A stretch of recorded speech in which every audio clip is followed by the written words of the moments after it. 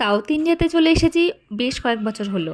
যখনই কোনো অনুষ্ঠান বাড়ি যাই বা পুজোর অকেশান যাই হোক, এই আইটেমটা খাওয়ার পাতে থাকবেই থাকবে। ভাবছো তো কী সেটা? চলো চলো বানিয়ে দেখিয়ে দিচ্ছি।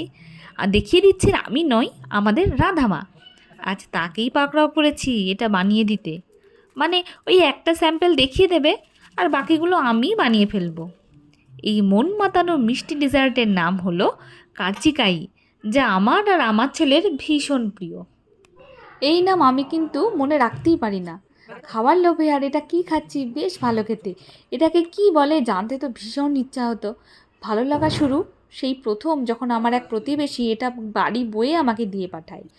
বেশ ভালো লেগেছিল। তারপর অন্যান্য অনুষ্ঠানেও খেয়েছি। এরপর একটা প্যাকেটে করে বিক্রি হতে দেখি এক দোকানে।